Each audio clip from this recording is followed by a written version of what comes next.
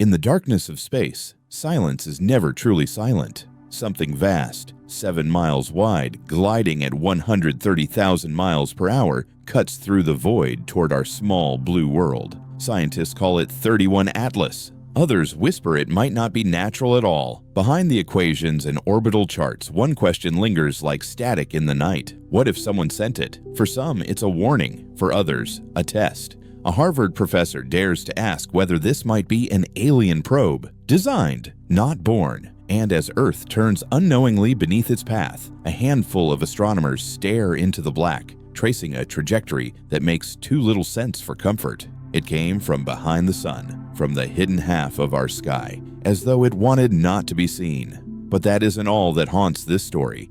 Decades-old recordings speak of pilots who fell into trances mid-flight, voices claiming to speak through them, declaring humanity the only intelligent race still at war. Structures on Mars shaped like perfect squares, ancient echoes of civilizations that may have fled one dying planet to seed another. Maybe it's coincidence. Maybe it's something older, something watching. What's racing toward us could be a rock, or it could be a message written in motion, a reminder that we are not alone. Today, we'll explore these stories, one by one, and uncover what might really be hidden behind them. Harvard scientist warns, an alien probe may be coming for Earth. In this episode of the Joe Rogan Experience, Joe dives into a story that sounds like pure science fiction, but it isn't. His guest brings up Dr. Avi Loeb, a Harvard astrophysicist known for defying conventional astronomy. Loeb believes that a 7-mile-wide object moving at over 130,000 miles per hour might not be a natural rock at all. He says it could be an alien probe, a messenger from beyond our solar system, and it may be on a direct course with Earth by the year 2027. Scientists call it 31 Atlas, the largest interstellar object ever detected, but its strange speed, its metallic signature, and its trajectory coming from behind the sun have left researchers divided. Joe and his guest wrestle with the idea. Is this science or something far stranger? Do you hear about that fucking object that's hurtling towards Earth at like 130,000 miles an hour? No, that might solve all our problems. Some intergalactic object that's this guy Avi Loeb, he's a professor at Harvard that believes it might be an alien probe. Wow. And he was talking about the odds of this thing being in the trajectory that it is, entering into our solar system in a direct path with Earth. The odds are extremely low. And at the place where it's doing it, it's when the Earth is the opposite side of the sun, so it's coming from behind the sun. And it's so it makes it difficult to detect. And that this object is in a direct line to come to Earth in 2027. Do they have a trajectory of where it's going to land? I don't think they totally know that yet. I think they're trying to calculate whether or not it's actually going to hit Earth or come near Earth or pass by Earth or what it is. Like why do they think it's an alien satellite or whatever? Well, there's this guy Avi Loeb, this professor that I'm discussing. He also had an analysis of another object that passed by Earth a few years back that they named, and they said that this thing had a very bizarre metallic sort of a look to it that he did not think, based on the shape of it and the way it was traveling, that it was natural. So he thought that that could have been some sort of an alien craft as well. I don't know. It's too fun. It's too fun. But as it gets closer, we could probably decipher. Scientists give chilling update on mysterious interstellar object racing through our solar system as they warn it's even bigger than we thought. Provide a chilling update on a mysterious interstellar object that's racing through our solar system. Using data from the Vera C. Rubin Observatory, experts have revealed just how big the object dubbed 31 Atlas really is. According to their analysis, the object measures roughly 7 miles in diameter. Holy fuck. How big is New York City? Bigger than Mount Everest, making it the largest interstellar object ever spotted.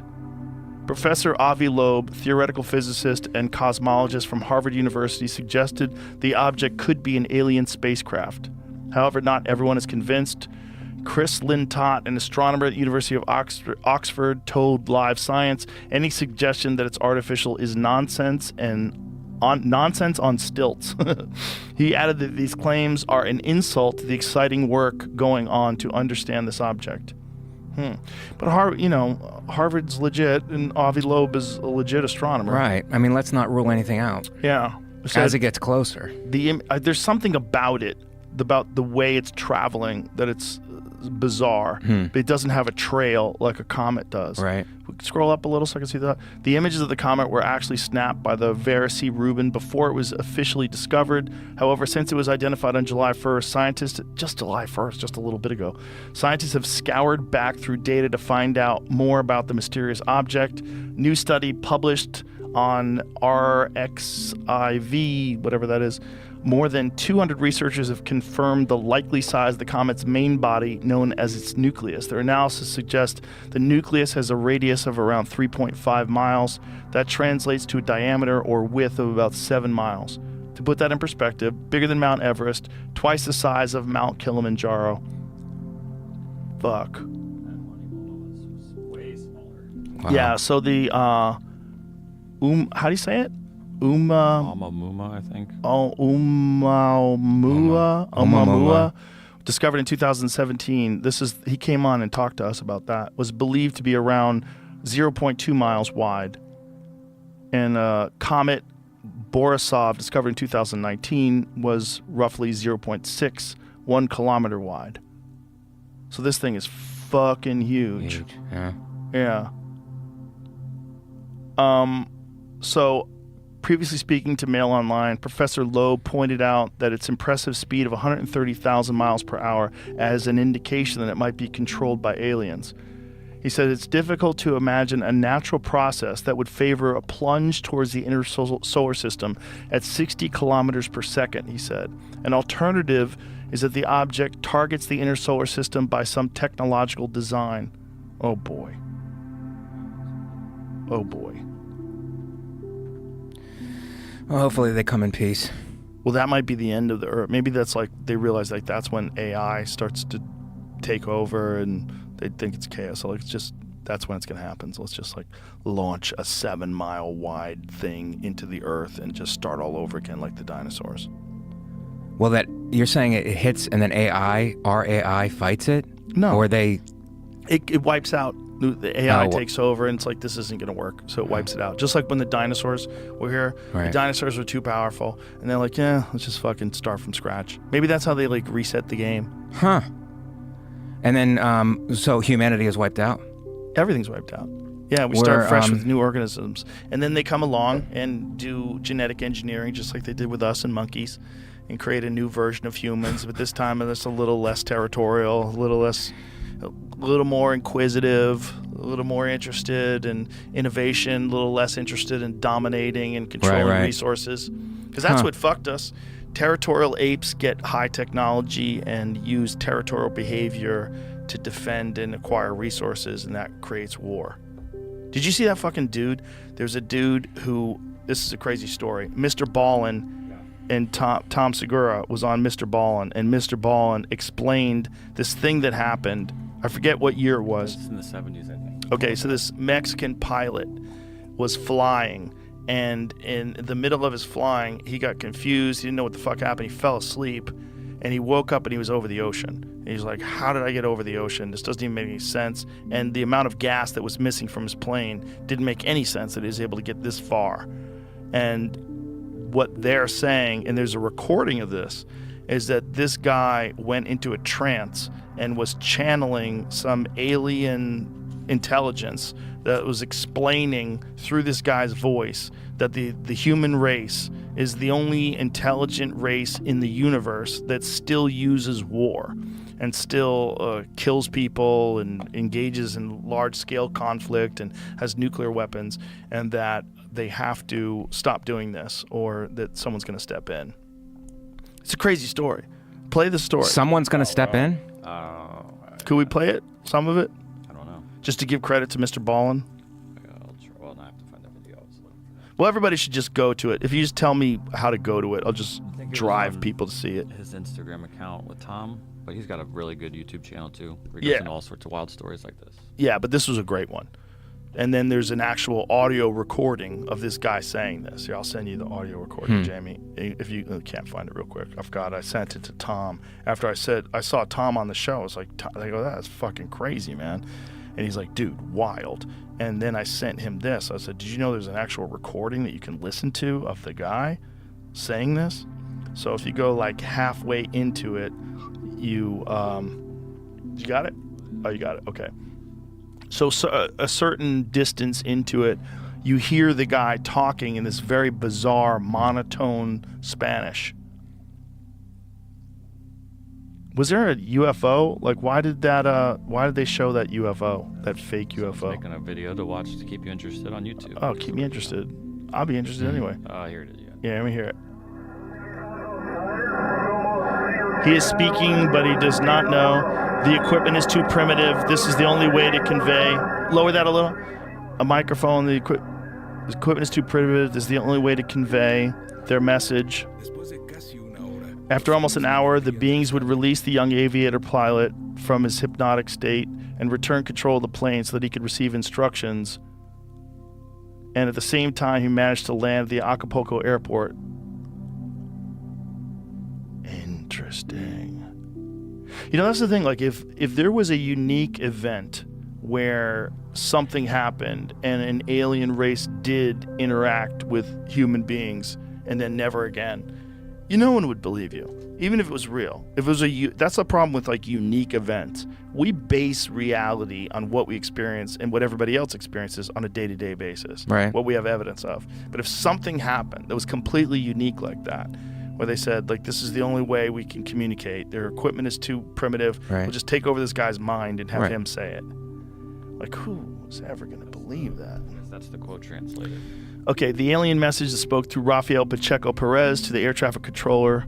It says, he speaks because he is ordered to. That is, it is his voice he speaks, but not of his own free will. We use it as a microphone. No matter who we are or where we come from, it is enough for you to know that we are beings of this universe where you belong. Our planet is many light years away, but we are physically equal.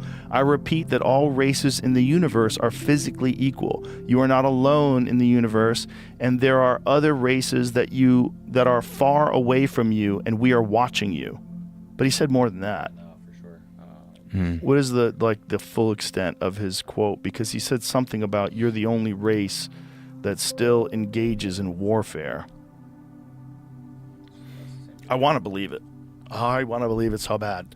I don't. I definitely think there's other life forms out there. I do and too, they're but I more don't know what advanced. really happened. Yeah. I really wish I knew. I mean, I really But wish I knew. this guy did fall asleep while he was flying a plane, so can we really trust him?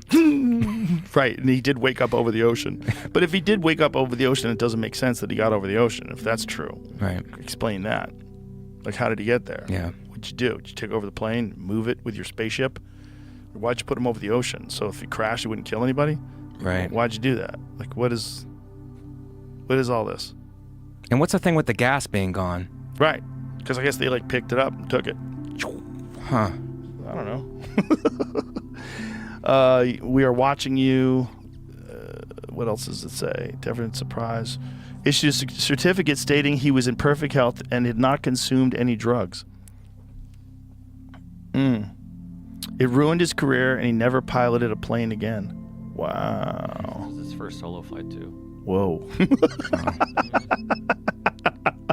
Imagine your first solo flight. You're like, I am going to pull a fucking gag on these motherfuckers. I got an idea.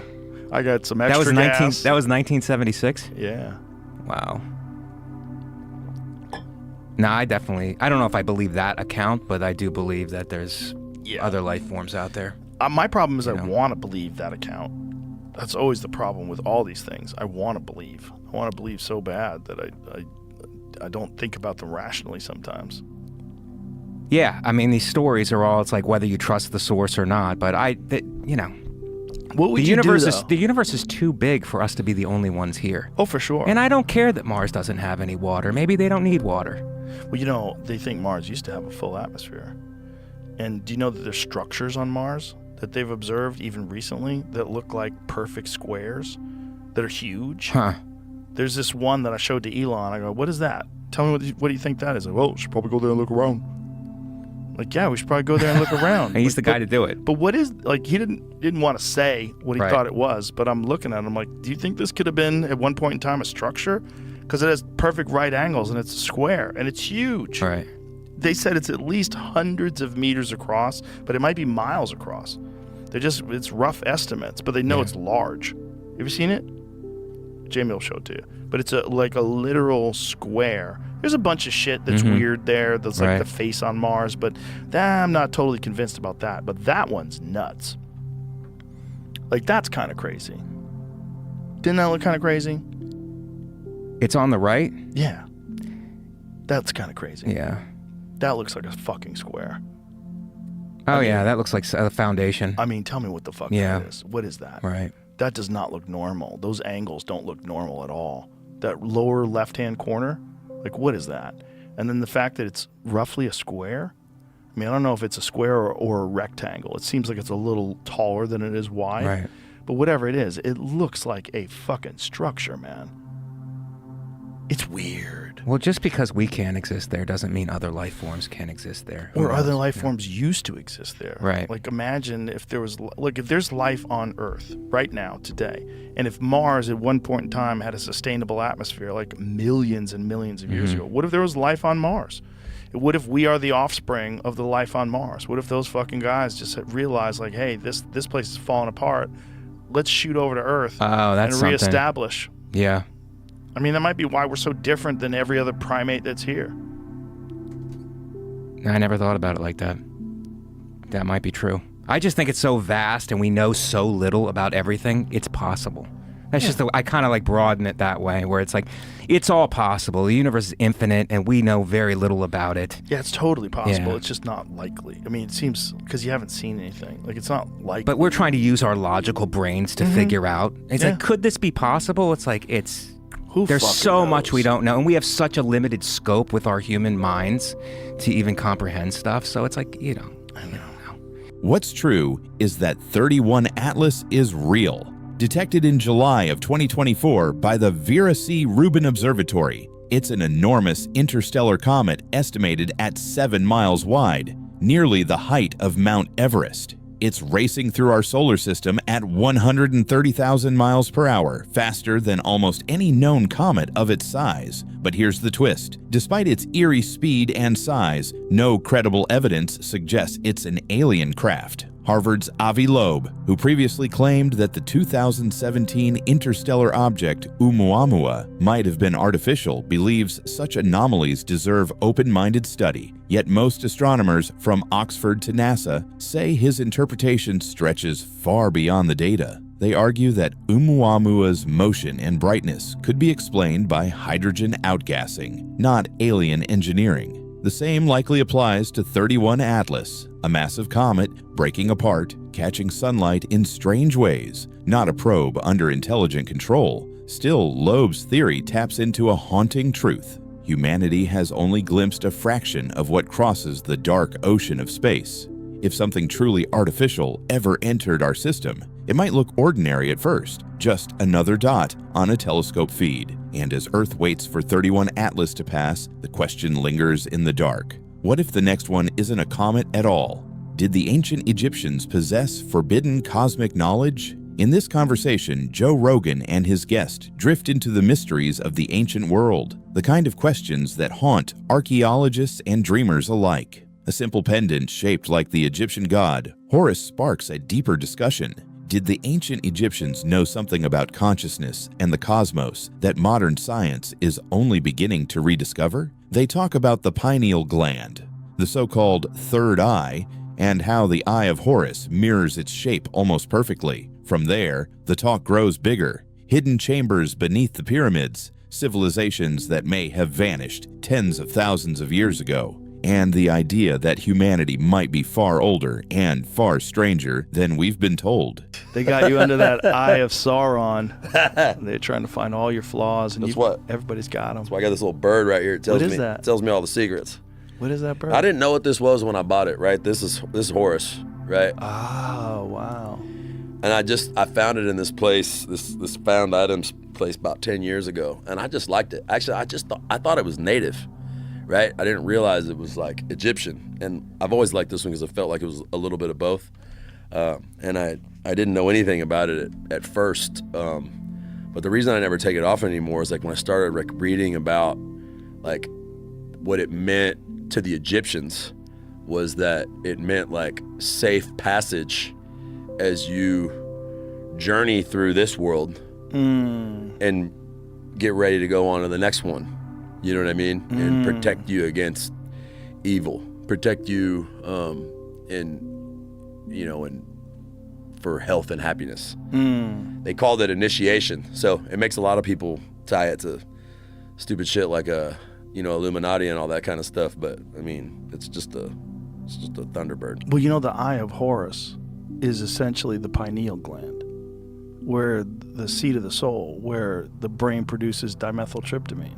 That's the Eye of Horus. Have you ever seen the image of the Eye of Horus next to the pineal gland? I'm not sure. Maybe I have, but I'm ignorant. I didn't. The ancient Egyptian. What's pineal gland? The pineal gland is it's a gland that's in the center of your brain. It's essentially the third eye. In reptiles, it actually has a retina and a lens, or a cornea and a lens, and it's where now they believe that DMT is actually produced by the entire brain. It's also produced by the liver and the lungs, but it's like the most spiritual of all the psychedelics, and they believe that the Egyptians had some sort of there's so little understood about truly ancient Egypt, but look at that. Look what it looks like. I mean, the Eye of Horus essentially it's a diagram of the pineal gland, which is kind of crazy. It's kind of crazy when you see it that way. Wow. Because they knew things, and we don't know what they knew. We don't understand how they built the pyramids. We don't understand how old they are. There's so much speculation about the true age of that civilization. And figuring out like how they harnessed energy and all that stuff. We have no idea. I mean, there's this group of scientists that believe that there's structures under the pyramids that go 2 kilometers deep into the earth. Right. And there's a lot of controversy about that. But these guys they've had multiple readings of these things, and they're pretty sure that they're accurate. And they've been accurate with other things, like other temples that are underground, that are 50 feet underground. They've mapped those things out with the same technology. So there's a precedent to it. These people knew things, and we don't understand how they knew it or what they knew, and we don't know if the people that lived in ancient Egypt that we considered ancient Egypt, like 2000 BC, we don't know if they found those structures or if those people built those structures. There's so much weirdness with Egypt because the construction is so beyond anything else that exists anywhere on Earth, and especially when you're dealing with 4,500 plus years ago. 4,500 years ago is the conventional estimations, but there's a lot of these heretic archaeologists that think no, this is a lot older than that. I mean, there's a King's List that goes back 30,000 that's what I've been hearing. plus They're saying years. like 30,000 years. Yeah, I mean, it sounds nuts to people that want to have this conventional dating of the dawn of civilization being about 6,000 years ago, but there's a lot of evidence that that's not accurate. There's a lot, and I think the most profound evidence is just the vastness of the Egyptian empire and what they're just the vastness of the construction, the way they were able to bring these stones from 500 miles away through the mountains that are 80 tons. How did they cut them perfectly? How did they put them 120 feet in the air and put them in the ceiling? Like, what the fuck was going on then? What the fuck was going on where people were supposedly just getting out of hunter and gathering? I mean, this is like the emergence. Like a couple thousand years earlier, we're supposed to be like using stone tools and throwing them at animals. And now you have these people that build this immense structure that's perfectly aligned, a true north, south, east, and west, has 2,300,000 stones in it. What? It's aligned with Orion stars, the stars in the Orion belt. Like, what? Maybe what happened was AI took them down too. It might be. Way back. It might be. I mean, it's bad. I'm just saying, right? It could be. Stuff could be. I forget who said that, but it's like, I mean, I'm all for science, but in the end of the day, no matter what we think we know, it's still just like it's like a flame in a dark night. There's so much out there beyond what we can see. Yeah. So I always kind of thought that myself. I mean, it's a basic thing nowadays, you know, when I was like a kid, you know, a lot of people have had this thought, but it's like, I'm always like looking up here in the stars, and it's like, if they're saying that the stars are basically infinite, then it's infinite possibility for other planets with life on it, which basically is a certainty, right? It's basically certainty. It's a certainty. Yeah, it's basically certainty. And the more we explore in the known universe, the more we understand that it's much more likely that this is not an anomaly, that there's many, many planets out there. Who knows? Maybe an infinite number that have life. So who knows what's going on with those Egyptians? Well, we don't know how long ago they did this. You know, there's just so much speculation. Well, and the version of Egypt that we're taught about, it was like just the latest stage of it. Oh yeah. Like I read where it went on for so many thousands of years, and there was this whole evolution of those kingdoms. Mm-hmm. I'm talking about throughout Africa. Yep. All the sub-Saharan area. All of that too. That's where they believe that Atlantis was. I mean, there's this thing called the Richat structure that again, these heretic archaeologists believe was the site of Atlantis. The sub-Saharan Africa was a rich rainforest thousands of years ago. There's whale bones. They find whale bones in the Saharan desert. That's crazy. It's fucking madness, man. The history of Earth is so confusing. Like Graham Hancock says it best, we're a species with amnesia, you know? And that's what's wild about true. all this ancient We don't remember shit. anything. Well, we definitely don't remember shit from 20,000 years ago. It's all just speculation. And, you know, and people have been in this form, you know, the form of Homo sapiens now for 300,000+ years. Like, who knows how long, and who knows where they learn this stuff from? I mean, who knows if they learn this stuff from visitors? We don't know. I mean, if we did get visited 20,000, 30,000 years ago, what evidence would be left? You know, and are we being visited now? Well, we're about to find out, because if this shit keeps popping off with Israel and Iran, and they start going nuclear, you know, that was the great hope of the people that really believe in aliens, is that what they're watching over us is to make sure we don't fuck everything up, that we're so close to emerging as a type 1 civilization. We're so close to getting out of this barbaric, you know, territorial apes with thermonuclear weapons. We're so close to passing this stage that we're in right now, as long as we don't fuck it up. And who knows how many times people might have fucked it up in the past. That might be what we're looking at when we're looking at ancient Egypt. There might be the remnants. And there's also natural disasters. Yeah, and that's all I meant by AI. Yeah. You know what I mean? It could be our greatest natural disaster. You get there, but I like it's a very positive outlook, though, when you're talking about getting to the next. Yeah. What'd you call it? Type 1 civilization. What does that mean? Okay, there's type 1, type 2, and type 3 civilizations, and I don't remember who was the one who formulated this. It might have been Sagan. Jamie, you can pull it up so I don't fuck this up. But come on, Jamie. It's essentially here it is. Type 1 civilization, known as a planetary civilization, defined by our Kardashev scale as the one that's harnessed and controls all available energy on its planet. This includes utilizing all forms of energy from sources like solar, wind, geothermal, and potentially even harnessing nuclear fusion. A Type 1 civilization is also characterized by a global, technologically advanced society with a high degree of interconnectedness and the ability to manage planetary scale resources and weather. So we're on the way to that. And AI, in best case scenario, helps us achieve that. And we're close.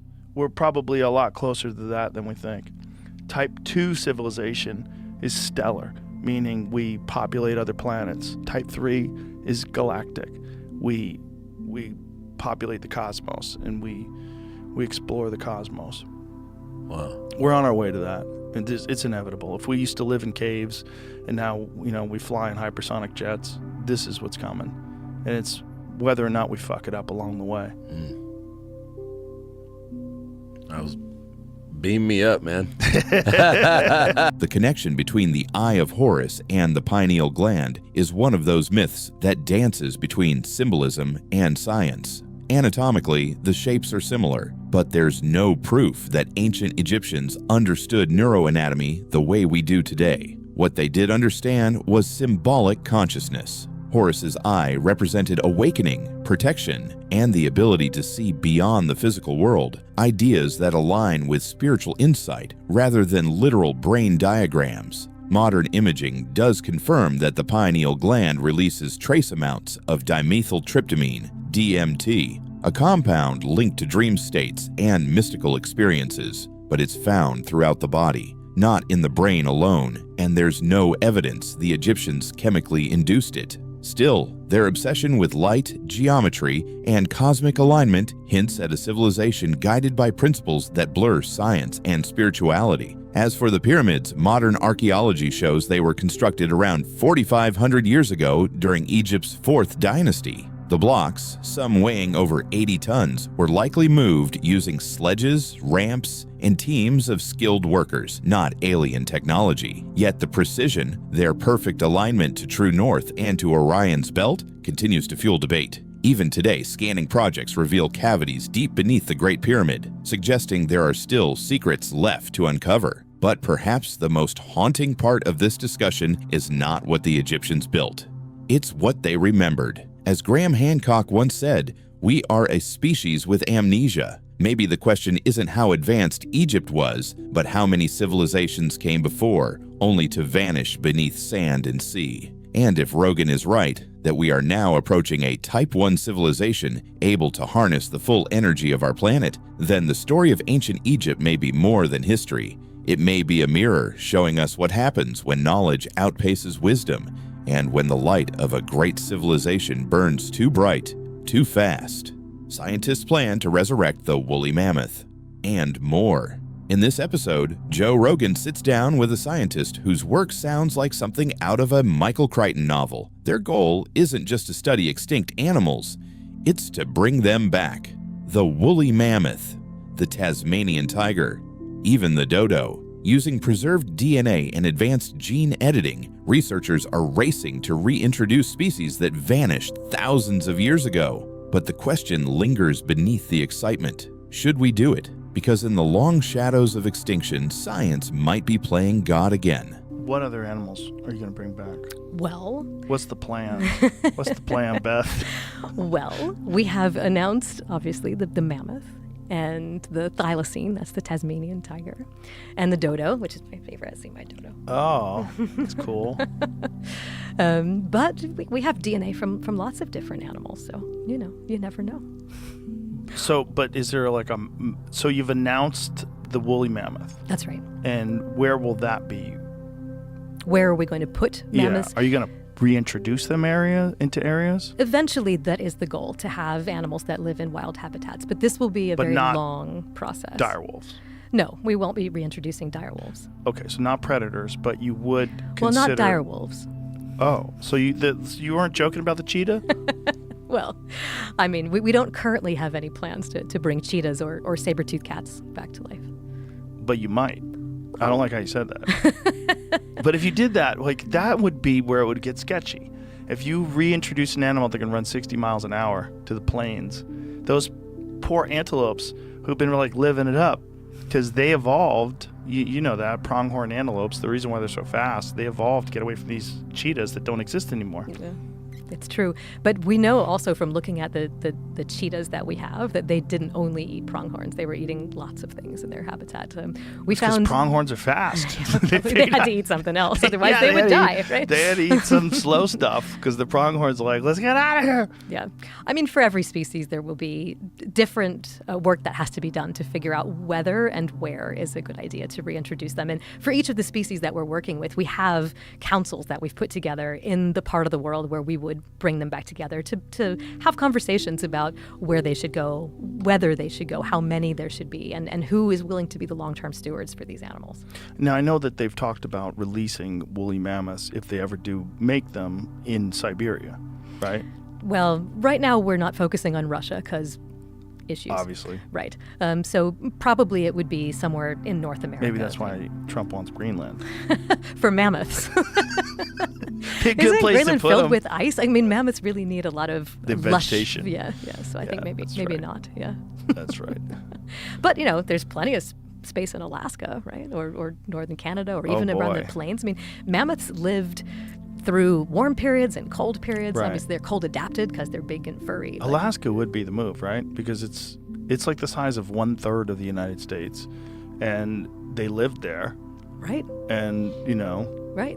And I'm not worried about the mammoth population getting out of control. I mean, these are animals that take 10 to 14 years to reach reproductive maturity. They have a 2-year pregnancy. It's not like Right. there's suddenly going to be 1,000 mammoths. Right. This will be a very slow and deliberate and careful process. And like with the direwolves, there will be a stage in between the first calf being born and understanding how they're able to thrive in whatever habitat they're in. And these are really important parts of the de-extinction process. I was blown away when I heard that mammoths lived up till about 4,000 years ago on an island.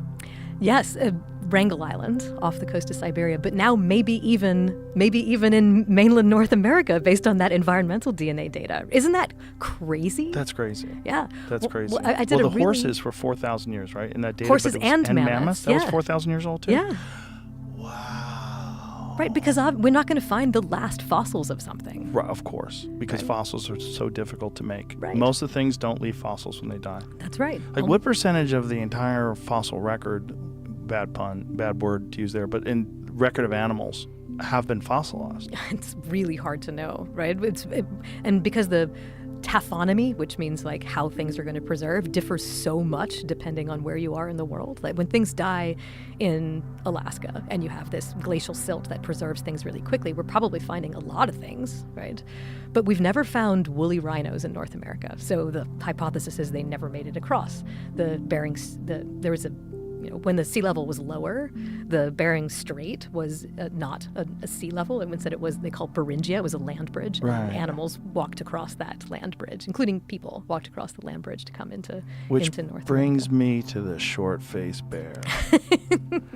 I don't like how you giggled. Are you guys going to try to bring that thing back? I don't know. We do have its DNA. Oh, my goodness. I love the short-faced bear. You know what I like the most about it is because I think it's so dumb that it's called the short-faced bear. Like, why? Who was giving it that Right. common name? Then they're like, oh, here's a bear that if it stands up, it's 12 feet tall. I'm going to call it the short-faced bear. Like, Right, it's what? such an innocuous name for such a terrifying animal. Right. Yeah. One of my favorite photos on the internet is a photo of the short-faced bear standing up next to these scientists that are standing there, and you realize the size of it. You're like, that one. Yeah. Like, what in the hell? Have you seen the longhorned bison? This bison that lived 150,000 years ago? I think I have. There's a great photo that's somewhere on the internet of a skull on the ground and a scientist laying that Yeah, one. there it is. Yeah, that's crazy. We have DNA from him. You might bring that back? Yeah, wouldn't that be cool? What about the Irish elk? Yep, we could do that one. We Yeah. have DNA from the That thing's Megaloceros. nuts. When did Yeah. that thing go extinct? I think that's also the end of the Ice Age. It wasn't in North America, but Right.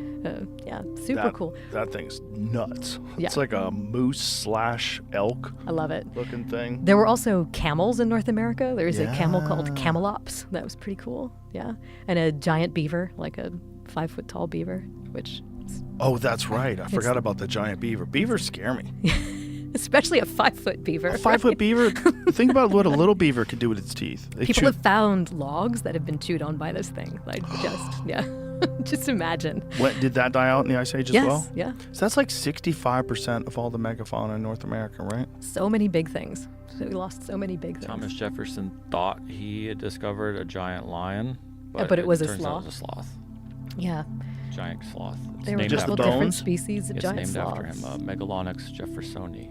Wow. Well, when you look at its face, it kind of looks like it could be a cat if you don't know that much. The plan to resurrect the woolly mammoth isn't fiction anymore. The Texas-based company Colossal Biosciences, led by geneticist George Church and CEO Ben Lamb, is actively working to splice mammoth genes into the DNA of Asian elephants, their closest living relatives. If successful, the result won't be a perfect clone. It will be a hybrid species, engineered to survive in Arctic climates and reintroduced to the tundra of Alaska or northern Canada. The idea is that mammoths could help slow climate change by knocking down trees, compacting snow, and restoring the grasslands that once cooled the planet. But behind the thrill lies controversy. De-extinction may sound like salvation, yet reintroducing lost megafauna raises questions of ethics and ecology. Once released, no one truly knows how these animals would behave, what diseases they might carry, or how they would reshape the environment. The last mammoths died only 4,000 years ago on Wrangel Island, isolated and dwindling, victims of a warming Earth and human expansion.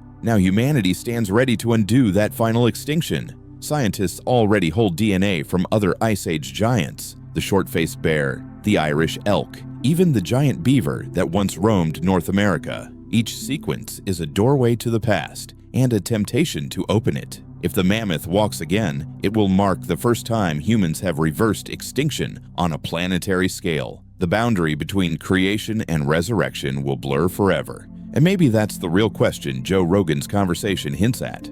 Are we bringing back life or rewriting the past into something entirely new?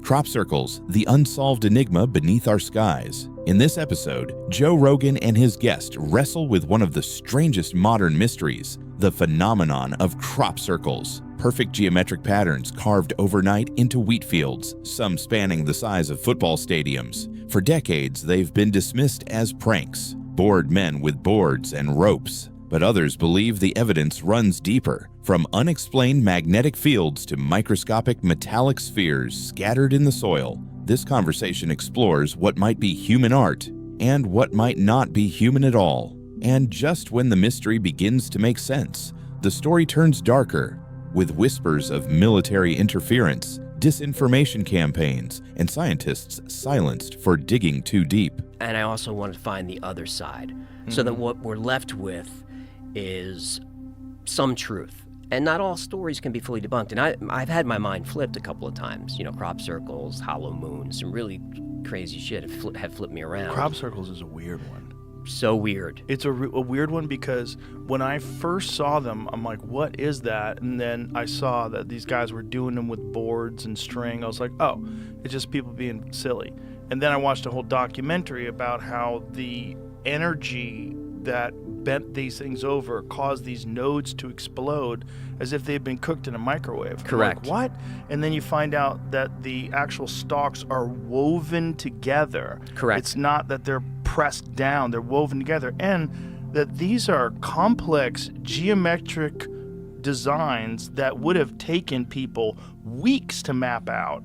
And there's no footprints leading up to it. There's no roads, no machinery, no evidence of any use of any kind of machinery. And these things appear like that. Like people have flown over an area and then flown back an hour or two later, and there's immense football field size, perfect geometry that no one can explain how it was created. Correct. So the nodes in the stalks, a node is like a knuckle on your fingers. So those are there for phototropism, to bend toward light. So what you're talking about is these things are bent over. They're bent over at right angles. It can only be done with high energy. But also around these crop circles, they're finding microscopic metallic spheroids in around the circles. And that's not a conspiracy theory. They're finding them. And there are these magnetic fields around the circles. And you can see videos online of people going into these crop circles and their hands start to get red. Things are happening to them. So I went into crop circles thinking it was all guys with boards. Mm-hmm. But then when you watch people with boards making a crop circle, it's a mess. They can't do this. And you cannot bend the nodes of reeds and weave them together in a perfect... You can't do it. So that was, as I'm doing the research, I'm like, all right, 99% of them are fake, but there's this 1% that I cannot explain. The famous video where you see the orbs circling around the field in England and then the crop circle slowly starts to emerge, has that been debunked? Semi. It's controversial because the guy released that video, I don't know his name offhand, allegedly went to a visual effects house. Oh, boy. And released it. But they somehow put that thing together in a matter of hours, which is suspicious. So in my episode on it, I said, all right, here's what the skeptics say. But, you know, in the 1990s to do that kind of VFX work, because it looks real. Mm-hmm. I don't know. To me, I'm on the fence about it. You know, it's very convenient that they got the footage. It is. You know? It is. Operation Blackbird was a famous operation in 1990 to try and capture the footage live by a great researcher named Colin Andrews. And he's the guy that does the books on crop circles, right? yes, Yeah, he's all in. he's all in, and he got a lot of support for Blackbird. And not only did nothing happen, he was totally embarrassed by it, and it was all like streaming live, and a lot of people were involved. He's embarrassed. We find out later that while they're like waiting for the circles to happen, just a few miles away, there's a top secret military operation doing whatever they're doing. He doesn't know why. And then he gets a knock on the door from someone, Men in Black, whoever it is, that first offers him money to stop his work, then threatens him with whatever, threatens his family. And he doesn't know who this guy is. They go back and look at the tapes, and he sees the guy in the background of like one of the TV crews. So the theory is some type of intelligence was embedded into Blackbird, made to discredit him. And that was kind of the end of Colin Andrews, because he was a legit researcher at that point. Now he's fringe, and now he's pseudoscience. But I get into that in the episode. That was something I discovered that I never knew, that there was intelligence involved. I didn't know that there was a military op, which is confirmed. It's wild. So do you think they discredited him on purpose? Yes. Interesting. To make the crop circle thing look foolish. But like, what is the crop circle thing? Like, what is out of the believers, what is the best theory? The believers is that it's a way to message craft, or it's a landing site, or it's some type of communication. But why would they do it in wheat fields? I don't know. It doesn't make sense to me. If you have the technology, just Yeah. pick up the phone. There's better ways than just mowing wheat down. But I don't understand. Do you know the one about the Mandelbrot set? I've seen it. Yeah. I think that one is really weird because I think it coincides with the fractal creation of the Mandelbrot set by these people that are into this kind of geometry and fractals. They're like, someone made the Mandelbrot set, which is essentially an infinite fractal of like spectacular design. And this is before Lorenz and the Lorenz attractor. I think it's before that, isn't it? I don't know. Before it was mainstream. Yeah, before it was mainstream, Right. Yes. And then when this thing appears and people are like, well, what is this design? And then they connect it to this Mandelbrot set, which is, someone would have to have some very esoteric information to be... It's the Mandelbrot set using Fibonacci numbers. Yes. And the phi, the golden ratio. And it's accurate. It's accurate down to inches. Yeah. You can't do that. Well, maybe you can, but like how, and how long would it take, and how much planning, and how many people, and what would you use? Like what is the technology they would use to bend those things over that way and weave them? It's very weird stuff. It's weird. Because it's these, the way these fractals work, it's this ratio in the geometry is like there's specific sizes. This one is half the size of that one, which is half the size of that one, and it goes on and on forever. And when you see it all, see if you can find the Mandelbrot set. It's maybe the most spectacular crop circle. It's weird. It's really weird because it's fucking enormous. Mm-hmm. And it seems so stupid. Wow, there's a whole bunch of them. The Mandelbrot set is the one with the look like a heart. About that one right there. Yeah, that's it. That's the Mandelbrot set. Yep, and there's some other fractals there as well. I was looking at an article that says these two guys took on the challenge and did it for a TV show on the BBC. They did. If you watch them do it, it's clumsy AF. Yeah, it doesn't look as good. Like, I was trying to find it. Because I know they always say that these guys did it, but like, yeah. you can't really see it there. But those flattened reeds, they're woven together. With some of the weirder ones, go back to other crop circles. You had some other images before that. There's some other ones. Those spirals. Right. Like that one right there. Yeah. That is fucking wild. That's wild. Like, this is multiple football fields long and wide. So how? Make that one a little bigger, please. And one of these, I don't know if it's that one in particular, showed up right next to Stonehenge. Like a tennis ball throw away. Like, that is crazy. To not, first of all, if you're on the ground, all right, just the measurements alone to make each one the equal distance between circles, in the whatever 6 different blades that you have that stem from the center, they're all the same distance, they're all the same size. The small circles are the ones that are most interesting, because how hard is that to do? Right. And they're uniform. And it's like, what is that? Like, what the fuck is that? And if that is a hoax, it's so bizarre that it's only these two goofballs that were making really shitty ones with boards and strings. And yet there's hundreds, if not thousands, of these like really complex ones. Yeah, that those exist. those are the guys that are on. You can see them doing it live. Yeah, but those guys, there's no way they had enough time to do all these things. And it looked terrible. It was janky. Look, he's just trampling it. Yeah. I mean, look, you can certainly make crop circles with a string and a board. You certainly can make crop circles. But it always gets connected, like believing in aliens and everything else. But it's not, no one's even saying aliens. Like, it could be some sort of energy from something that we possess, something that humans possess, that they somehow or another aim at these areas. Like, what is that one above it? Go that one right there above, like right there. What the fuck is that thing?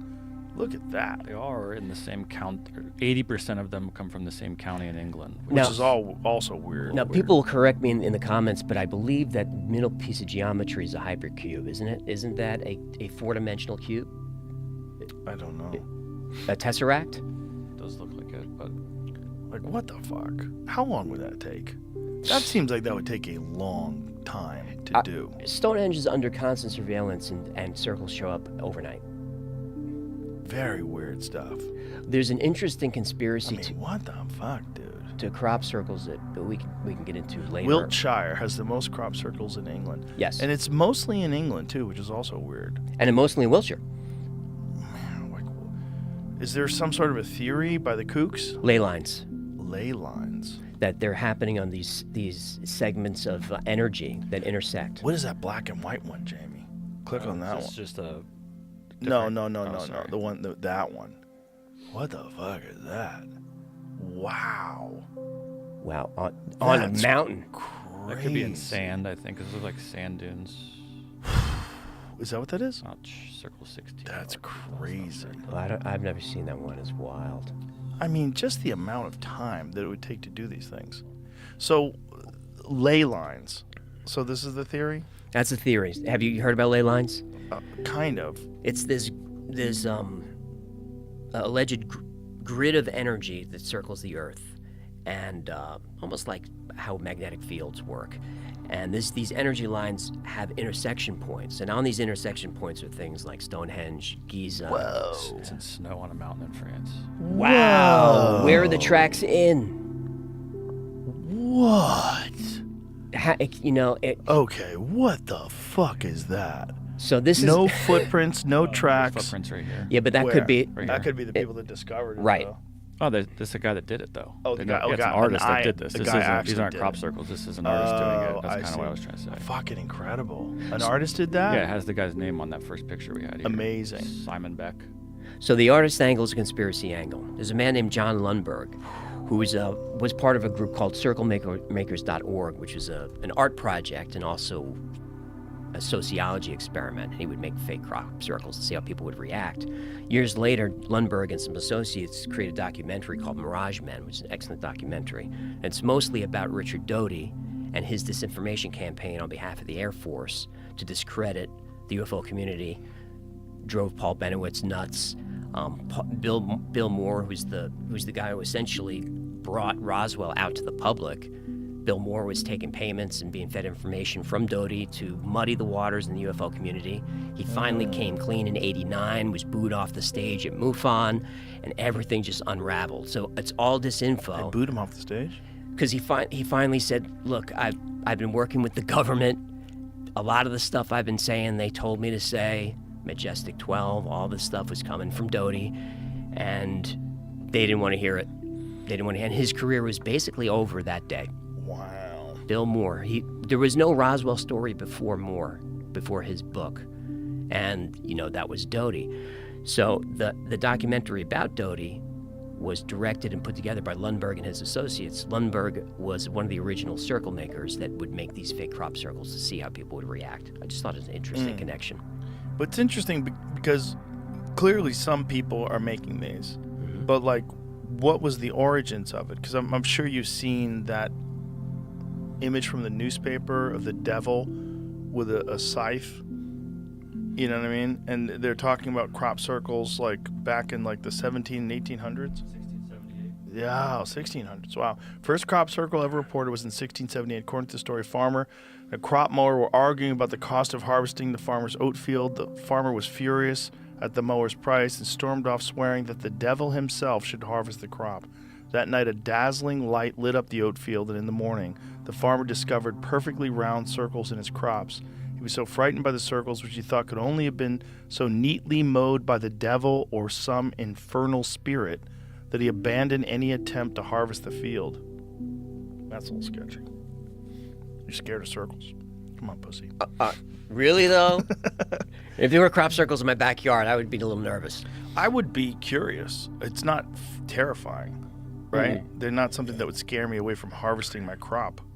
No, I'm more afraid of the government than I am that stuff. Crop circles don't seem to be killing anybody. No. But it's like, so ley lines. So these things are to differentiate areas so they could see them from the sky. Is that the idea? The ley lines are the energy lines. Mm-hmm. A mystical energy. It's not a scientific energy. And where the lines intersect is where you see sites like Machu Picchu, Giza, Stonehenge, all these ancient sites. There's the ley lines. Oh. But ley lines is, it's semi-debunkable, because if you connect enough lines, you're going to find patterns. You're going to find geometry. Right. You go looking for it. Right. Yeah. Crop circles began as a curious English mystery, strange rings appearing overnight in the fields of Wiltshire and Hampshire. By the 1980s, they spread across the world, sparking a war between skeptics and believers. The skeptical side had its champions. Two pranksters, Doug Bauer and Dave Chorley, famously demonstrated how they could flatten crops using boards and ropes. Their work explained many sightings, but not all, because even under close study, some circles display traits that defy simple fakery. Stalks bent at perfect 90-degree angles without breaking, electromagnetic anomalies in the soil, and a curious pattern of metallic microspheres that can't easily be dismissed as farm debris. Scientists like Colin Andrews, once supported by the British government, tried to capture a genuine circle forming in real time during Operation Blackbird in 1990. Nothing appeared, at least not on camera. But later, reports surfaced of a nearby classified military exercise, and Andrews claimed he was approached by shadowy officials who urged him to stop his research. His career never recovered. And yet, the mystery deepens. Some designs, like the Mandelbrot set crop circle near Stonehenge, show mathematical precision beyond simple pranks, intricate fractal geometry that mirrors the golden ratio, accurate down to inches. Theories range from plasma vortices and secret energy weapons to something stranger, a kind of coded communication drawn not for us, but for something watching from above. Skeptics still insist that every circle can be explained by human hands, and many can. But as Rogan points out, a few defy logic. Perhaps it isn't about aliens or the supernatural at all. Perhaps it's a mirror, a reflection of our obsession with patterns, order, and the unknown. Because whether drawn by pranksters or something we can't yet name, one truth remains. Each circle begins with a flash of light, a ripple in the wheat, and a question that refuses to die.